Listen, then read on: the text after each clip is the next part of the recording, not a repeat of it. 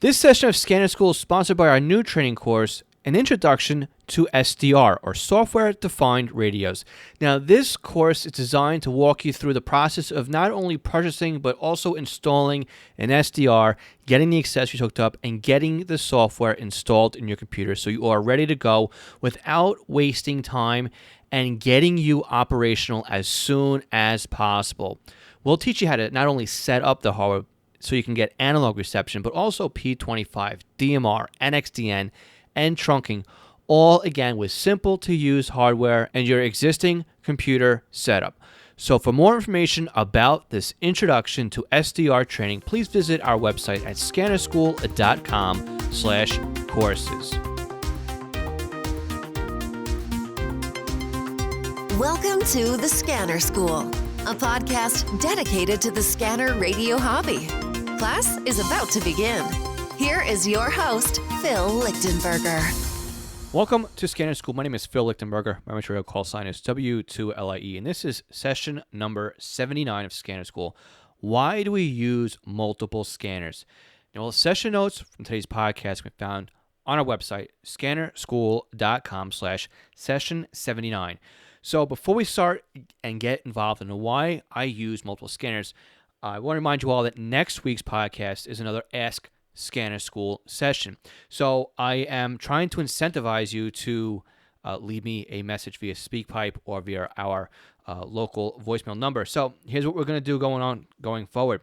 If you submit your question using SpeakPipe, which can be found on our Scanner School website, scannerschool.com/ask, or by using our local number, which is 516-308-2885, and you submit your question using one of those two methods, you will be in the running for a free consulting call with me. The consulting call is a 30-minute consulting call, and it has a value of $47. Now, in order to qualify, all you have to do is submit your question via a voice medium, so either via SpeakPipe or using our local number. We will pick one winner from each Ask Scanner School session. So if we have 4 questions being aired, you have a 1 in 4 chance of winning your consulting session, again, worth $47. So again, all you do to qualify, go to scannerschool.com/ask, hit that SpeakPipe button, and leave me a message, or by calling our local number, 516-308-2885. You can enter as many times as you want, and we'll limit your winning to once per quarter. So being that next month starts the first week of the quarter, you have a very good chance of winning. And being we only have one person so far who has submitted a voicemail question, their winnings, or their chance of winning, are pretty good. So again, scannerschool.com/ask. Submit your questions right now, and we'll remind you again at the end of the podcast to do so. Multiple scanners. Is one scanner radio really enough? Well, if you're just getting started in the hobby, one scanner radio is perfect for you to get your feet wet, get going, get started. I know a lot of you are also on a budget, so having multiple scanners isn't really something that is available to you. But again, as you progress into the hobby, you're going to find out too that you're going to want multiple scanners. You'll find something on a new one that you really like. You may not want to get rid of the old one. Maybe you do want to get rid of the old one. Maybe you're looking around at social media sites, and somebody's putting one for sale for a really good price that you've wanted for a while. You may walk into a pawn shop. Maybe you walk into a garage sale, something, you see one there. All of a sudden now you realize you've got a small collection of scanners, and I say that is awesome. You can never have too little scanner radios. Again, this is from somebody who has the disease. I just can't stop buying these things. They're taking over my basement. And just don't tell anybody, because I don't want to admit to there actually being a problem here. So how does this work with multiple scanners, and why do we want to have multiple scanners? So let's just throw out an example here. Again, this is just random numbers, nothing from a real spec. But let's just say that you have a scanner with a scan rate of 30 channels per second. Okay? And let's just say you're running with 100 channels. That means it would take just over 3 seconds, right? 3.33333 seconds for you to go from channel 1 all the way through the channel number 100 and back down to channel 1 again, right? That's the scan rate from start to stop. If you had a 300 channel scanner, yeah, you would have about 10 seconds, right? If you go on beyond there as well, right? Don't want to even think about what happens when you have a 1,000 channel scanner. As you can see, your scan rate slows up the amount of time it takes you to go from start all the way through all the channels and back again. Now, this is if you don't have any activity going on in the scanner. That's just how long it's going to take you. Now you start factoring that you're stopping on a transmission. Okay, you're listening to that transmission for however long it takes. Then you go back to the scan list, or there's a delay time on there, or even to amplify that as well, there's a squelch tail on a repeater. So maybe the transmission is over, or maybe the dispatcher comes on the air, or you catch a mid-sentence, he dekeys the mic, there's a 2-second squelch tail on the repeater, you have a 2-second delay timer on the scanner, and then you go back on, and then you catch something else. Well, by the time you get back to that original dispatch frequency, you might have missed all the replies. Compound that even more is if you have trunk systems in line, right? We're only talking right now about conventional. Let's talk about what happens when you have a trunk system in there. Well, the scanner is going to stop on the control channel. It's then going to stop on the control channel. It's going to lock onto it, start the decode rate, then go through and sample it for a couple seconds to see if there's any activity on the torque groups you have in your list. Once it's not, it's going to go back into conventional mode and then scan all over again. Every little thing you have your scanner doing will slow up its scan rate, basically. I mean, not really to slow up the scan rate, but slow up the amount of time it's going to take to get back to channel number 1 in your scan list, right? The more work you ask of your scanner radio, the more you slow it down. So let's think about it another way. Say you have a delay timer of 4 seconds on a dispatch channel, right? Again, dispatcher comes on the air. Maybe you have a second squelch tail.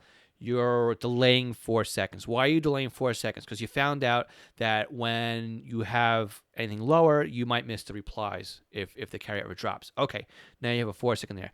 Now you go into your tactical channels. Maybe you set those for a 2-second delay time. Maybe you have a couple of simplex channels where you've set those delay times really high because, again, as the carrier drops, boom, you're going right into scan immediately, and you don't have any chances of picking up the replies on that same frequency. Again, all of this slows down your scan time. So why do we use multiple scanners?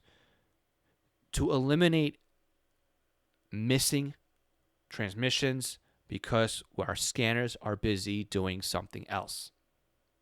It's pretty much that simple. Yes, we have multiple scanners because I've got the disease and I have to have them. But practically speaking, and what leads to many of us having our own scanners or having multiple scanners is because we dedicate a scanner to a particular task so that we can then free up our resources on our main scanner to do other things. And again, this is how your collection grows. So maybe you're big into, I don't know, say aviation. So aviation may require you to have long delay times in your scan list. And that's just because as soon as somebody dekeys the microphone, the scanner's going to go right back in the scan anyway. So maybe you have a 5-second timer on your tower frequencies. Maybe you have a 2-second on your arrival and departure or taxi. If you're listening to Marine, I know what I normally do is on channel 16, which is the hailing frequency for a vessel in distress to call the U.S. Coast Guard. I usually leave that as a pretty large delay, upwards of 5 seconds, because I want to make sure that I catch not only the U.S. Coast Guard station, but the vessel in distress.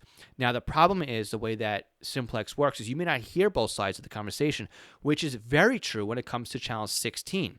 So I will normally try to max out my delay time on that frequency because it gives me time to not only hear the U.S. Coast Guard come up on the frequency, but when my scanner is silent because it cannot hear the vessel that is talking to the U.S. Coast Guard, it then gives the U.S. Coast Guard a chance to respond to that vessel, and my scanner has not moved on to something else in that time where I perceive that to be dead air, even though there's something else on that frequency.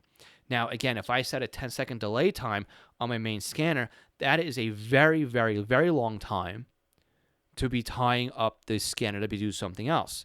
Additionally, if I let the scanner just go, I'll never hear anything come out from the U.S. Coast Guard as far as that transmission goes. Additionally, here, New York State Police, they operate on a duplex system, which is basically simplex over 2 frequencies.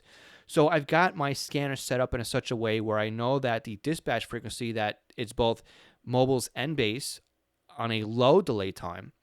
And I have the simplex where it's just the base and the simplex where it's just the mobile on no delay time, so that I go right back to the other frequency. But I might hold that group longer so that it sits there and goes back and forth between those frequencies rather for a longer delay time. So again, it gives you the ability to tweak the way that you have your scanners set up. So let's go through how I have mine set up over here. I have multiple scanners doing multiple things. So let's see how I have mine set up over here. I have one radio set up in my kitchen that just monitors my local fire department's frequency. That's all it does. And it's an overkill for that radio. It's a HP1, listening to a simple analog UHF channel. I could pick any radio to do that, but I picked an HP1. Okay? Now, that radio is sole purpose in life is just to monitor the UHF dispatch channel for my local fire department. It's not on an external antenna because I don't need one on that radio because they're transmitting about a half mile away from here. But I also have my local fire department on 3 pagers. Yes, it's beautiful to be a Unication and Swiss phone dealer such as myself. So if you're looking for any pagers, Swiss phone, Apollo, or Unication, you could check us out at eastcoastpagers.com. But I leave one of my Unication G1 pagers on the dispatch channel, and that is a selective call where it only burps and chirps when there's a call. I have a G5 set up on a monitor, and I also have a Swiss phone S Quad voice set up on like Do Not Disturb, where it will just vibrate. And again, not only does this allow me just to grab a page if I want to run out, but it's something portable, something I can listen to. And at my desk while I am working, I don't necessarily need to hear every single transmission over the dispatch channel. All I need to listen to is just the physical dispatch themselves. If the call sounds interesting, then I'll listen to it on another scanner. Maybe I'll go over here to my SDS 200, which is still on the side of my desk as I am running it through its paces because I'm still working on the review on that scanner. Yes, it's taken me a long time, but it's still sitting here right under my monitor because I'm still reviewing this scanner. So I also have a couple of scanners set up streaming to the internet, which I can also monitor locally here. I have a scanner set up that's locally my county's fire departments, all the departments that are in my county. I have a scanner dedicated to my neighboring county's fire departments. I have a scanner just dedicated to my neighboring county's police departments, and that is all done on a trunk system. Now, they are moving to a P25 trunk system, so that will require an upgrade when the time comes and they completely get off of the existing setup. So I am starting to save funds so I can buy a Phase 2 capable P25 scanner. I also have a radio that used to be set up on my local police county, or my local county's police. Now they've gone encrypted, so there's not much I can listen to, but what I do have are the UTAC channels set up because I know that the UTAC channels are in my local county's radios. Have I ever heard anything local on them? No, but it is there in the event that I need it, and sometimes I may be surprised. I do hear a lot coming out of New Jersey on those frequencies. They use it, so that's in there as well. Now I leave one radio set up just for marine monitoring. I have that one set up for just like channels 16, 22, 21. I also have it set up with some of the U.S. Coast Guard net frequencies. A lot of those used to be just P25 in the clear, but now it seems like, at least this year, most of them are now going through encryption, and I'm getting very annoyed listening to this radio now. I've just turned it on for the summertime, and I'm getting annoyed because a lot of it is encrypted, and all I'm getting is a digital noise. So I might change that radio out to a newer radio that has muting turned on. And when an encrypted transmission comes across over the P25 frequencies, I want to listen to the R2D2 all the time. Okay. So again, things kind of change here. So maybe I'll make that radio something that, I don't know, maybe I want to dedicate that to Federal and just monitor Federal for a while and see if I can pick up some unencrypted Federal. You know, you just never know. There's plenty of things out there. Now I have one radio here to state police. And again, as I stated before, they are VHF and they operate on duplex and on a repeater. So in order to, just get the most out of them, I leave that dedicated to one radio as well. Now, I also have other radios that are set up that do other specific things. I have one as I consider an ad hoc radio, which is one I go to when I want to listen to something very specific on the fly. That's usually a 536 HP. That will be swapped out to my SDS 200 when the time comes. I also have plenty of other radios that sit in a shelf that are just mementos, and others that sit under a desk because I just don't have any resources to either plug them in or to just listen to them right now. I just don't have a need for them, but they are there. They're in the back burner, and every once in a while I do take them out so I can reintroduce them to myself and run through the how they work so that they are in my memory. The last thing you really want to do is have a radio that sits idle for so long you forget how to use it, because again, that's no good either. Okay, so with all of these radios, do they all need to be hooked up to an antenna? Well, they all need to have at least an antenna connected to them, but does it have to be the external antenna? The short answer to this one is no, and the long answer to that one is because it all depends. I don't need my local fire department to be on my external antenna for the dispatch channel because, like I said before, they're a half mile away. They work pretty darn well right here in my basement, and it's actually, as I'm recording this, my S-Quad voice pager is clicking in its charger because there's a call. You don't hear this, right? Because that's a do not disturb pager. But I know the calls are going out because I can hear the relays clicking in the charging base. So that's one way that I know, okay, something is going on. There's a call. But it doesn't disturb my process, doesn't disturb my flow. All right. Again, that's with the pager in my basement, and it works beautifully down here.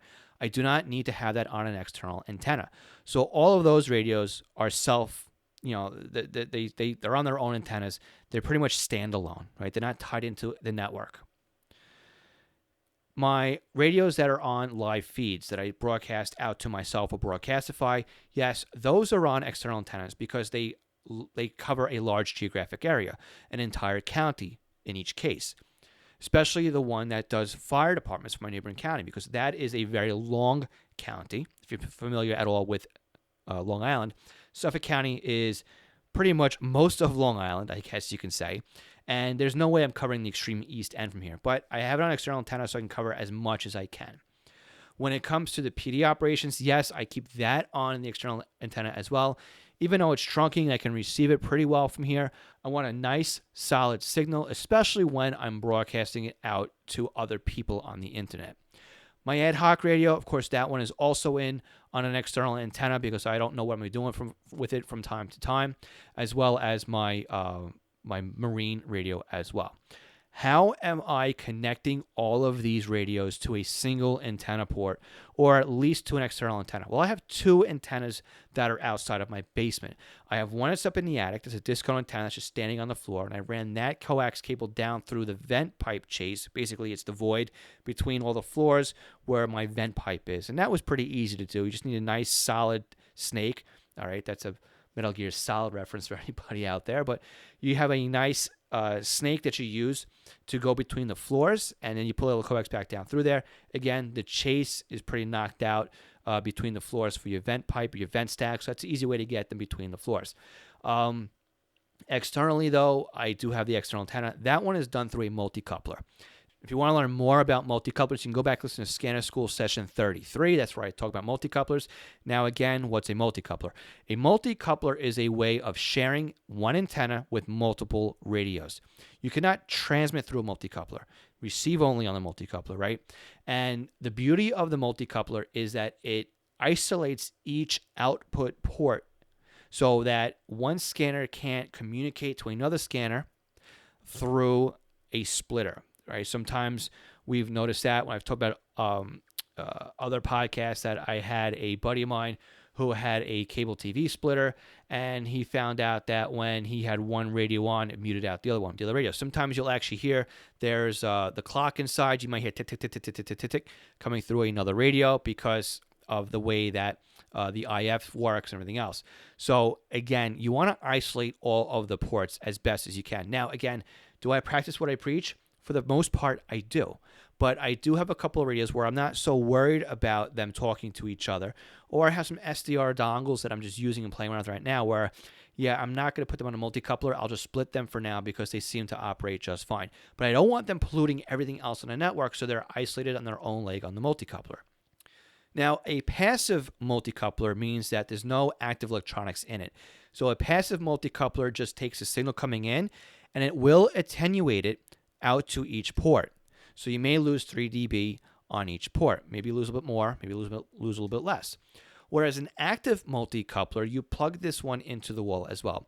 And it has a small preamp in there that will take out the loss of each port and maybe a little bit more than the loss. So you get a slight gain on your multi-coupler. I'm using a Stridsberg multi-coupler myself, and it has 8 ports, it's active, and it runs a little bit more than $300. But to me, it is totally worth it because, again, you're investing in good coax, you're investing in a good antenna, you're investing in good radios. Don't let a cheap splitter ruin everything for you. If you look around on the net and you look at some of the more advanced setups out there, we're all using multi-couplers. It's just one of those things that, you don't really see it, doesn't get a lot of glory, but it certainly does enhance your setup. Now, if you're interested in looking at multi-couplers more, again, I suggest going to scannerschool.com/session33 and listen to that podcast episode. That one is all about multi-couplers.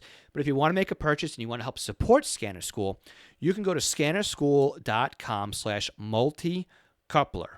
It's MULTICOUPLER.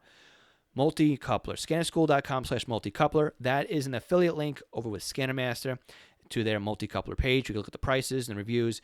And again, if you use that link to make a purchase, we'll make a small commission on your purchase. Again, I strongly recommend ScannerMaster.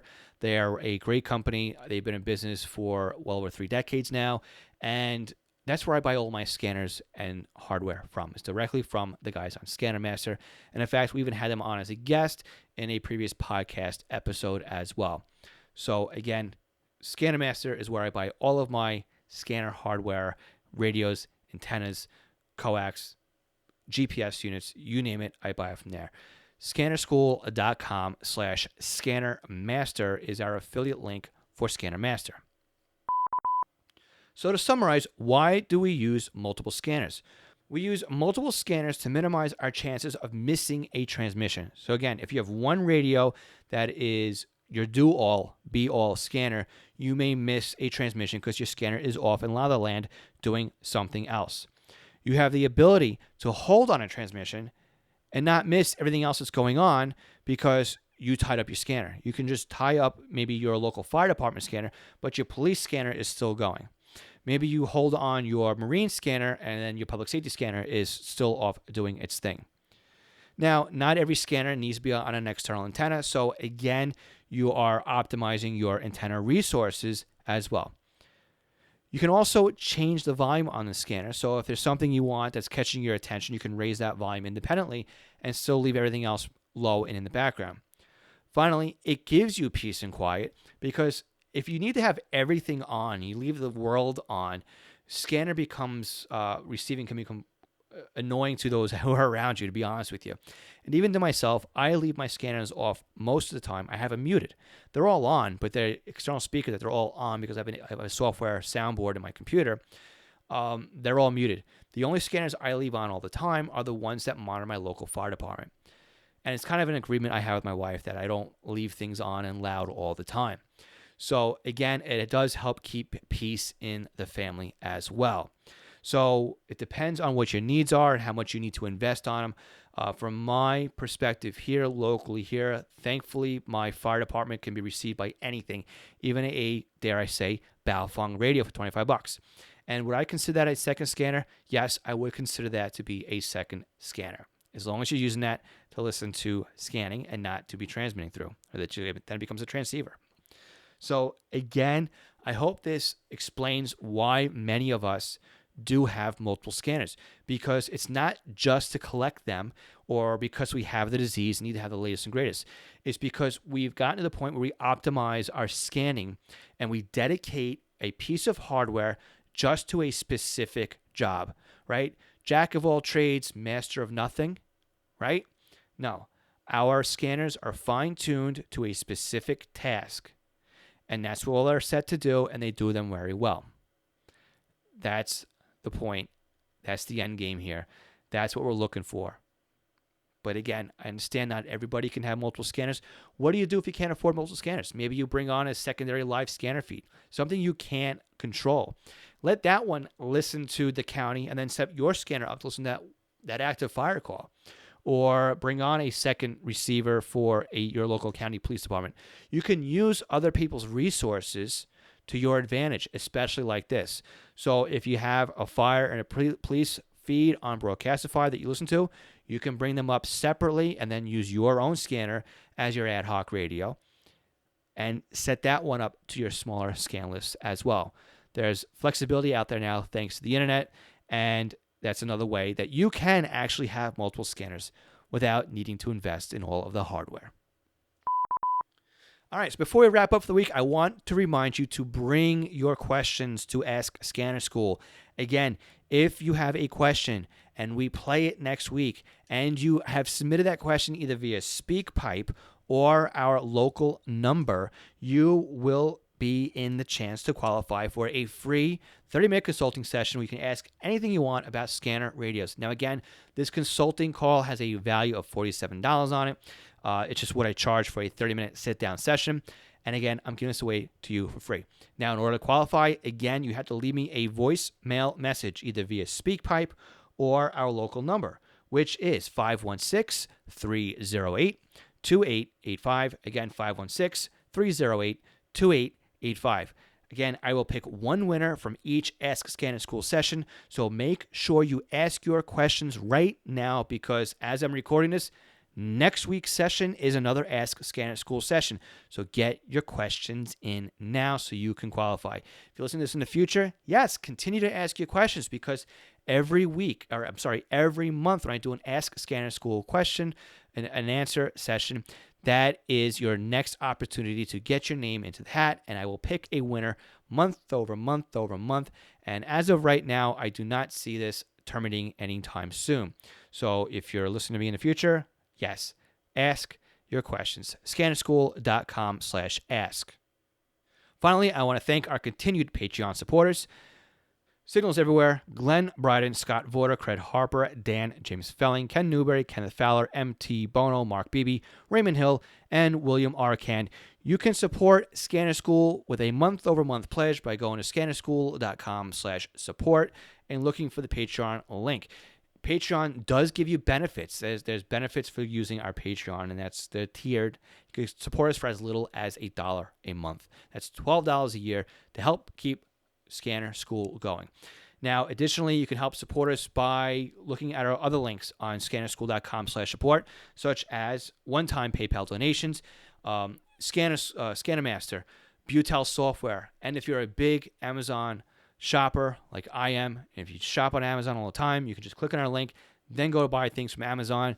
Again, it doesn't cost you any money to support Scanner School that way, but we are getting a ton of support from you, an Amazon shopper, and I can't thank you enough for at least stopping by and clicking that link before you go and shop on Amazon. That really does help support us. Again, it comes at no additional cost to you, especially if you're going to buy things on Amazon anyway. So don't forget, all the session notes are online, scannerschool.com/session79. And please don't forget to ask your questions, because right now there's only one person in the running, so he's an automatic winner. Challenge him. Get your questions in there, and maybe you'll win the free consulting session. Scannerschool.com/ask. We'll catch you all next week to answer your scanner radio questions. Again, my name is Phil Lichtenberger. My material call sign is W2LIE, and this is Scanner School, where we teach you everything you need to know about the scanner radio hobby. Catch you all next week, 73.